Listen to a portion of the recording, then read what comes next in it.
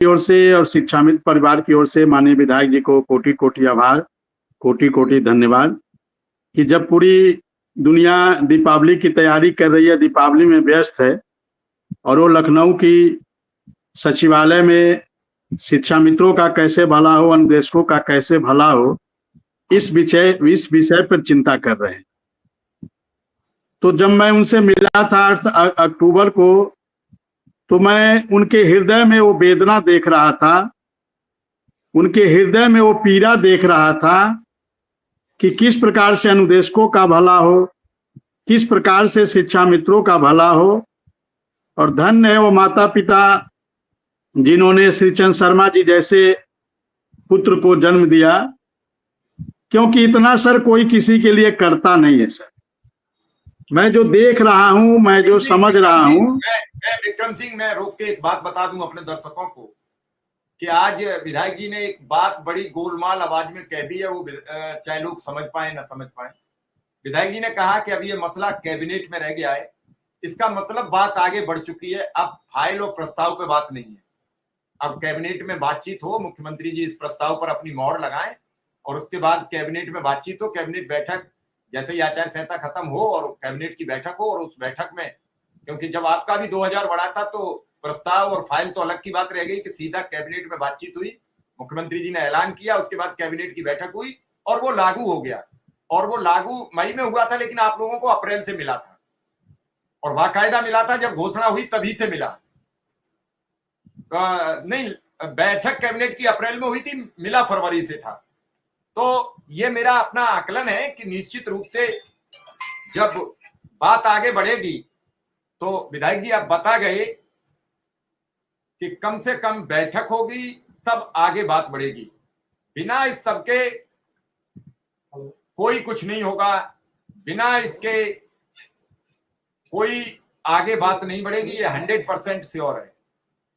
आप इसमें कितना भी घुमा लो, कितना भी इधर उधर कर लो,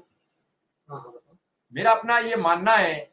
कि हमेशा सच से दर्शकों को रूबरू कराइए और सच बताइए। विक्रम सिंह जी सर, हर चीज की प्रक्रिया होती है सर। कोई भी निर्णय होता है तो पहले बेसिक शिक्षा विभाग में उस पर चर्चा होती है, फिर वित्त विभाग होता है, न्याय विभाग होता है, ये सब लोग मिलकर उस पर निर्णय लेते हैं और उसके बाद यहाँ से जब सारी चीजें फाइनल हो जाती है तो फिर कैबिनेट में जाती है और फिर कैबिनेट की उस पर अंतिम मुहर लगती है। और जैसे ही कैबिनेट की मुहर लग जाती है, उसके बाद फिर वो शासनादेश के रूप में फिर वो विभाग में वापस आता है और वहां से शासनादेश जारी होता है। तो ये प्रक्रिया है और इन सब प्रक्रिया में थोड़ा समय लगता है, क्योंकि सरकार के पास केवल एक अनुदेशक शिक्षा मित्रों का ही विषय नहीं है, क्योंकि हमारा उससे स्वार्थ जुड़ा है, हम दिन रात उसकी चिंता करते हैं, तो हमें लगता है कि हमारा काम ही सबसे पहले होना चाहिए। लेकिन सरकार की जिम्मेदारी होती है कि सभी को लेकर, सभी को साथ लेकर, सभी का कैसे भला हो, इन सब चीजों को। कल मेरे एक साथी थे, उनसे बात हो रही थी कि सरकार को हम लोग को भी बोनस देना चाहिए। एक्चुअल में सिर्फ हम ही लोग संविदा कर्मचारी नहीं है, प्रदेश में कई ऐसे विभाग है जिसमें संविदा कर्मचारी है। हालांकि सरकार के पास असीमित पावर होता है, सरकार चाहे तो बहुत कुछ कर सकती है, लेकिन अब सरकार क्या सोचती है क्या नहीं सोचती है तो सरकार का विषय है। हम लोग का काम है प्रयास करना, हम लोग का काम है संघर्ष करना। और हम धन्यवाद देना चाहेंगे उत्तर प्रदेश शासन को, माननीय मुख्यमंत्री जी को, माननीय बेसिक शिक्षा मंत्री जी को, और माननीय जो हमारे एमएलसी साहब है, हमारे संरक्षक हैं, हमारे अभिभावक हैं, हमारे पिता तुल्य आदरणीय श्रीचंद शर्मा जी को भी, अपने मुख्य सचिव मनोज कुमार सिंह सर को भी, प्रमुख सचिव सुंदरम सर को भी,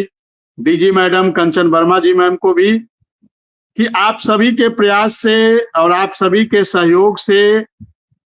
11 वर्षों के इतिहास में आज अनुदेशकों के खाते में महीना समाप्त होने से पहले मानदेय आ गया। तो एक बहुत बड़ा ये भी पॉजिटिव